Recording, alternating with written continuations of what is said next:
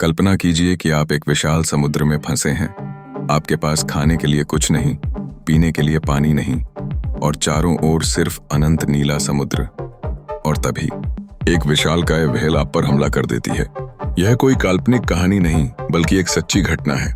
1820 में एसेक्स नाम का एक जहाज समुद्र में गायब हो गया था और इसके पीछे की कहानी इतनी डरावनी थी कि इस पर दुनिया की सबसे प्रसिद्ध नावेल मोबी डिक लिखी गई।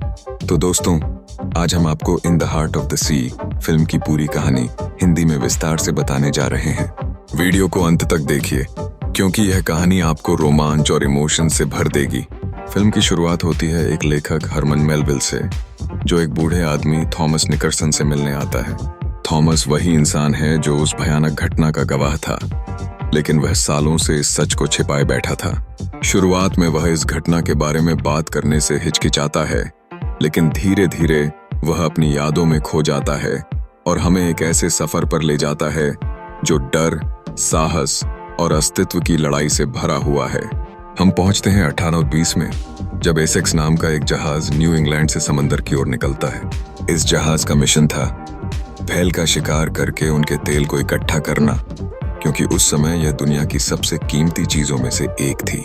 जहाज का नेतृत्व कर रहे थे कैप्टन जॉर्ज पोलार्ड और उनके second in command Owen Chase. Chase एक अनुभवी नाविक था और उसे खुद कैप्टन बनना था, लेकिन उसे सेकंड इन कमांड बना दिया गया। इससे दोनों के बीच तनाव बना रहता था।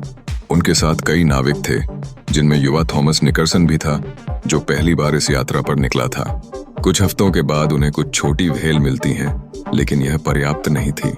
तभी उन्हें खबर मिलती है कि 1000 मील दूर एक जगह बहुत सारी व्हेल हैं। लेकिन जब वे वहां पहुंचते हैं तो उन्हें एक बहुत विशाल व्हेल का सामना करना पड़ता है, लगभग 100 फीट लंबी, गहरे रंग की और बेहद आक्रामक। यह कोई आम व्हेल नहीं थी, बल्कि एक बुद्धिमान और बदला लेने वाली व्हेल थी, जो इंसानों की मौजूदगी से नाराज थी। जैसे ही वे व्हेल का शिकार करने की कोशिश करते हैं, यह गुस्से में आकर एसेक्स पर हमला कर देती है। पूरी ताकत से टकराकर यह जहाज को हिला देती है और कुछ ही देर में पूरा जहाज समंदर में डूब जाता है। अब सभी नाविक छोटी छोटी लाइफ बोट्स में फंसे रह जाते हैं। उनके पास न खाना है, न पानी और न ही कोई उम्मीद। दिन, हफ्ते और फिर महीने बीतने लगते हैं। खाना और पानी खत्म हो जाता है। कई लोग भूख और प्यास से मरने लगते हैं। कुछ नाविक इतने बेबस हो जाते हैं कि उन्हें अपने मृत साथियों का मांस खाने पर मजबूर होना पड़ता है। यह इंसान की असली परीक्षा थी, जीवन और मृत्यु के बीच की जंग। आखिरकार कई हफ्तों बाद कुछ बचे हुए नाविकों को एक जहाज बचा लेता है, लेकिन उनके अंदर की मानसिक और शारीरिक चोटें कभी ठीक नहीं हो पाती। कैप्टन पोलार्ड कभी दोबारा समंदर में नहीं जा पाता, जबकि ओवेन चेज की जिंदगी पूरी तरह बदल जाती है।